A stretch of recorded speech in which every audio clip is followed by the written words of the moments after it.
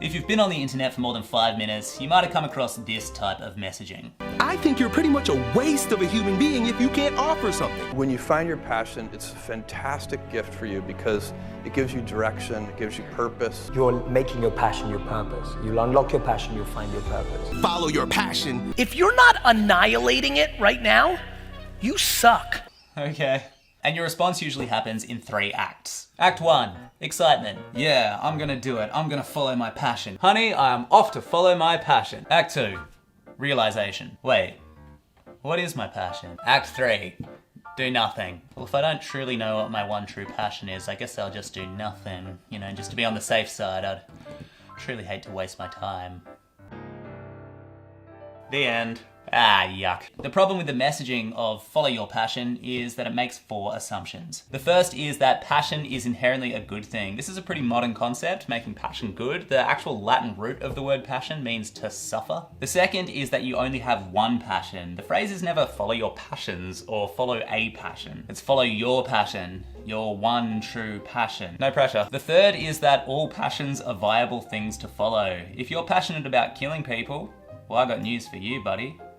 That's illegal. And the fourth, and probably the most dangerous assumption, is that people are born with passions inherently inside them, and it's their job to work out what that is and then pursue it. This is a myth that I think is hurting a lot of people, that deep down inside us there's a mystery box with a mystery lock and it's called passion. And some people are lucky enough to have chanced upon the key that unlocks their box and releases their God-given talent on the world, and they make a brilliant contribution. Everything they do is meaningful and you suck. This perpetuates an even darker narrative, the get fixed quick, not get rich quick, get fixed quick narrative. That if you could just find out what you were meant to do on this planet, everything would be fine. You could unlock your true potential and never suffer again. Damn, man, what a brilliant way to set everybody up for disappointment. So what I think is more true is this. You don't find your passion, you actively build it, and it's easy to build it from things that you're naturally drawn to. So what's the difference between drawn to and passion? Well, if you are naturally drawn to painting, you might think, yeah, I enjoy this, I like this. It's not something I'm passionate about, but you know, it's cool. This is fine and normal. What's less fine is if the next thought is, well, I'm not passionate about this, so I shouldn't pursue it. I'm only just drawn to it. Instead of following that, I'm gonna wait for the thing to come along that I'm really, really magnetized to. And if you've had a thought like this, then we have that in common, and it is totally not your or my fault. It's the fault of that myth, the follow your passion myth. Here's what I think is the real truth. Being passionate about something starts with a choice. You choose an interest, you work on it consistently, and then it becomes a passion. And the reason this works is because of this feedback loop. Action leads to quantity, which leads to quality, which leads to motivation, which leads to passion, which in turn creates more action. Now, the natural question at this point in the video is, cool, I would like to act then, but what do I choose? I like 10 things. What if I choose the wrong one? Or maybe you're having a bit of a low moment in your life and you're like, dude, I like 0 things. Nothing is exciting me. And if that is you, I'm so sorry that you're going through that, and I hope you find what you're looking for. But for anybody who is asking, what do I choose? Well, this is what I'd recommend. The next part of this video is a practical method for turning an interest into a passion. And as a quick disclaimer, this is just what's worked for me. It doesn't mean that it'll work for you necessarily. We're inevitably in very different situations. I don't have children or a chronic illness. I'm just a dude with a YouTube channel, so take the good stuff, leave the bad stuff, and you know, make it work for you.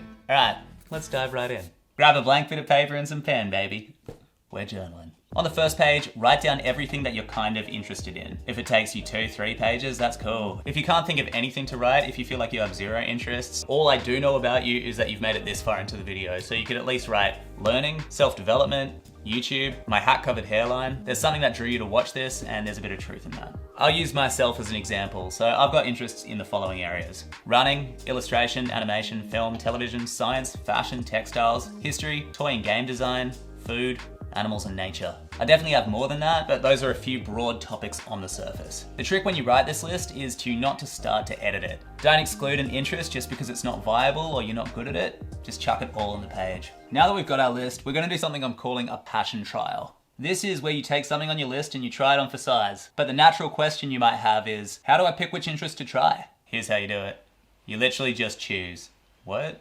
You look at your list and you go full Marie Kondo. Which one of these sparks the most joy? This one, so I'll do it. If you can't pick immediately, it might be because you've got a bit of a fear around picking. So one way to get over that is to ask yourself a series of questions. If you have a fear of failure, you might say, if I couldn't fail at any of these, which one would I pick? If you have a fear of time running out, which I personally do, then you might say, if I could live my life over and over and over again, which one of these would I do first? Then make a contract to commit to that for 1 month. For the next 30 days, you gotta make a promise to do something that's in line with that path every single day. It's also worth noting that it doesn't have to be 30 days. You can break it down into units. For example, if you wanted to start a podcast, you might say, I will do 6 episodes of the podcast. And the reason that you do this is because you're giving yourself a fighting chance to learn the medium and understand it before you assess whether or not you like it. And then whether or not it's gonna become a passion. If you find yourself totally stuck and you're still staring at the list and you're like, dude, I just do not know, then flip a coin until you only have one thing left. And the reason why I love this is because it's a win-win scenario. So the first win scenario is you flip the coin, it lands heads, and you're like, oh, I actually wanted tails. Well, the second win scenario is it lands heads and you're like, all right, I guess I'm a writer for the next month. And then every day you've written something. By the end of the month, you've created a new habit. And I'm not talking about writing, I'm talking about action. More on why that's important later. For now, you've theoretically picked a path. But now we've got an even nastier question. What if it's the wrong path, man? What if I'm wasting my time, bro? Don't panic. Here's what you gotta know. The very act of picking a path, any path, even if it's the wrong path, will lead you so much faster to a more correct path than doing nothing. Put another way, indecision is not a vantage point from which you can assess your options. It's just another option on your list. See? Right there. There it is. Doing nothing is a choice, just like cooking, painting, or making sock puppets. However, unlike literally every other option on your list, it is the only option that will not move you forward. I'll give you 2 examples of when I've used this technique in my life. So the first one is an experiment which I guess failed. The experiment worked, but I ended up not pursuing the interest. In about 2019, I wanted to pursue the idea of an interview series. I called the series Bad Portraits, and the idea was that I was gonna interview somebody while we each drew each other. And so I set my parameters. I said, in order for me to know that I actually like this, I will have to make 10 interviews. And in order for me to know that it might be viable, I'll have to upload at least 4 of those. So I set about interviewing people, and I interviewed some pretty cool people. I've left those videos up on my channel because I like them, but at the end of the 10 interviews, they really just made me anxious. I think at that time in my life, adding that pressure probably wasn't the best thing for me, but I don't know, at least I tried. So after 10, cut it off, let the balloon fly away, and I tried something else. An example where the passion trial did work was murals. It started when I was just walking around Newcastle and I was like, oh man, there's a lot of pretty art going on. Reckon I can do that art? And so what I did was I put out this post on Instagram, and I didn't have many followers back then, but I had enough for this to work, call it a couple thousand. And I said, free murals for all of February, just pay for the paint. A lot of small businesses wrote back and were like, yeah, that sounds great. And they bought me paint, which was good because then I got to build up my paints. And I also got to skill up without having too much pressure on me to paint the murals. But at the end of that month, I realized something, that I loved painting murals. And I kept going, and I've since painted a lot. Obviously with the pandemic, it's a bit hard to paint murals and get out and interstate and stuff, but that passion exists now, all because I tried it on for size. So that's the passion trial, and I've used it over and over and over in my life, and those are just 2 examples. And what I've realized after doing it a lot is it works for 3 reasons. The first is that you enter the feedback loop. Remember this one from before? Action leads to quantity, leads to quality, leads to motivation, which leads to passion, and so on. The cool thing about this feedback loop is it doesn't need to be the right action to start it.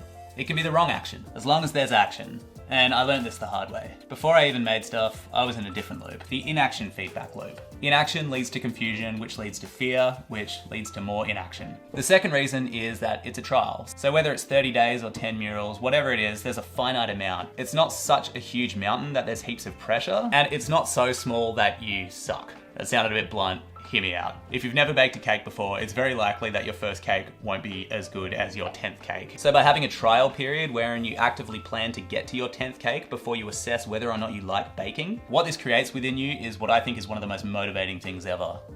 Competence. Being good at something. And by withholding your judgment on whether or not you like something until you're good at it, I think it just gives it a fair shot. And the third reason that just picking something works is called the corridor principle. This is the idea that as you act, you see options that you previously couldn't see when you were still. Inaction is like staring at a long corridor. Action is like walking through it. Even if it's the wrong action, by walking down that corridor, you'll see rooms, new opportunities, things you couldn't have possibly seen if you just stayed still. What the corridor principle says is that there aren't multiple directions, there's 2, stopping and starting. And by starting, you create more options than if you just stay still. And that picking any direction is the right direction. Thank you so much for watching. Subscribe if you're new. I make videos like this every week. Good luck with your lists, good luck with your 30-day experiments, and have an amazing day. Catch ya.